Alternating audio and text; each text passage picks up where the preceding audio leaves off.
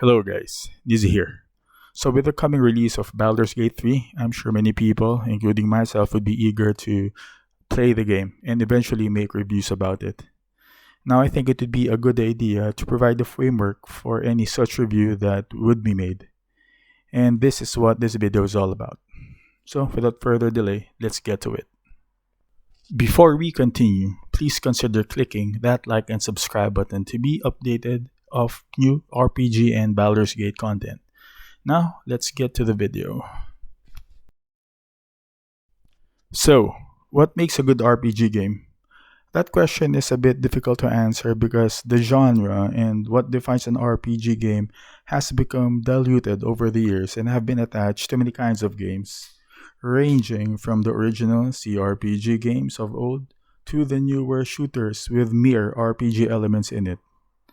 Nonetheless, I would still attempt to give you concepts that we can use as criteria to see if an RPG game is a good one. Immersiveness. Now, this is a bit complicated to discuss because many things can contribute to a game's immersiveness. But the TLDR is, it is whatever makes the player invested in the game, whether it be physically, mentally, or even emotionally. It's whatever makes him, her, or they feel like they are part of the game, that they are in the world that they're playing in. Now, that could range from the relatability of the player characters, perhaps the awesome backstory of the game world. It could even be because of the great graphics and combat system that the game has. Whatever it is, it depends from person to person.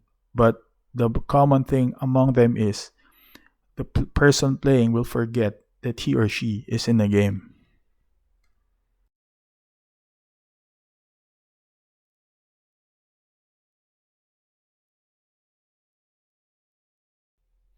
Next up is combat. Now, guys, let's face it. We play RPG games because we want to be involved in fictitious fantasy combat, live out our fantasies. And if you come to think about it, combat is a significant part of our playing time especially in RPG games. Now, because of that reason, first and foremost, a good combat system should not be confusing. Its UI elements should give you all the information you need in the least amount of time. Also, it should be balanced enough that attack or offensive focused characters does not have an advantage over defense focused characters.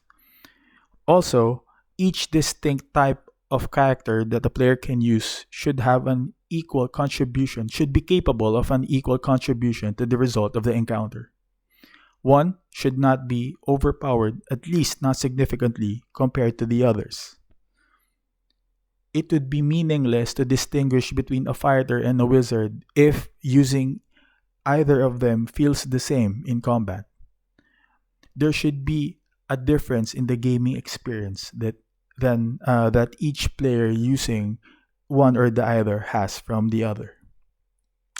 Last but not the least, the combat system should be paced just right, not too slow, wherein you're stuck with the same set of powers after 1000 battles because you are yet to level up and receive a new one, and also not too fast that you get overwhelmed by the onslaught of new abilities that you get from leveling up that you don't even have the time to understand, much less use the powers you do acquire.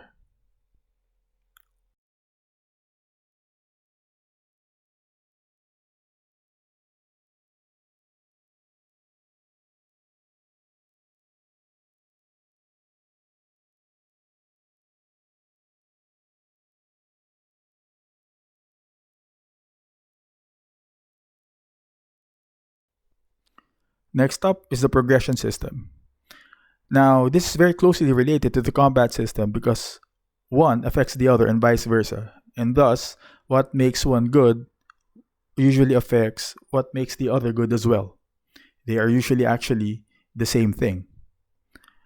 Now, besides that, what I'd like to point out is a good progression system should provide a distinct gaming experience corresponding to each distinct choice that it makes available to its players.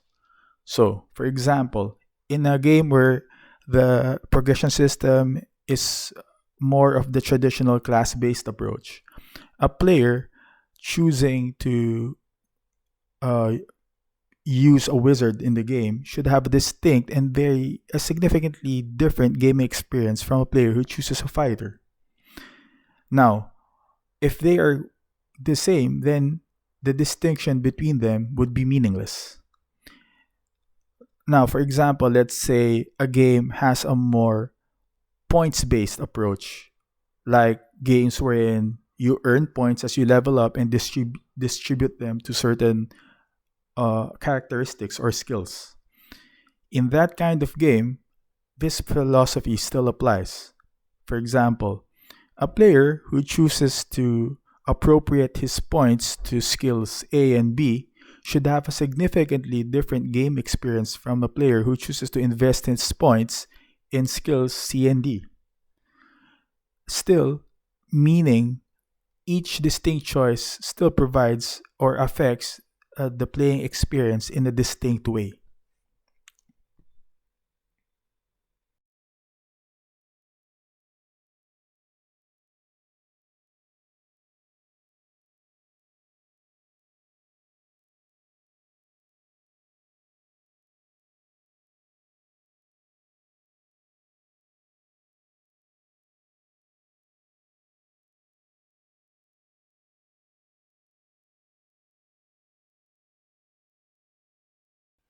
Last but not the least is replayability.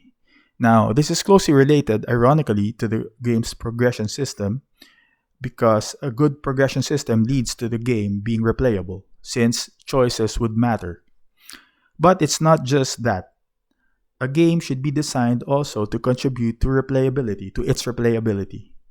Meaning, enough of it should be designed to produce randomness in such a way that each playthrough would have some elements in it that are different from the last one. Perhaps the game could be designed so that it would generate a different dungeon each time a player plays, or it could provide different sets of quests for each playthrough. Whatever it is, both a game's design and the player's choices should contribute to a game's replayability. Now, guys, if you're still here, thank you for sticking by till the end. That's it for this video, and as always, see you guys on the next one.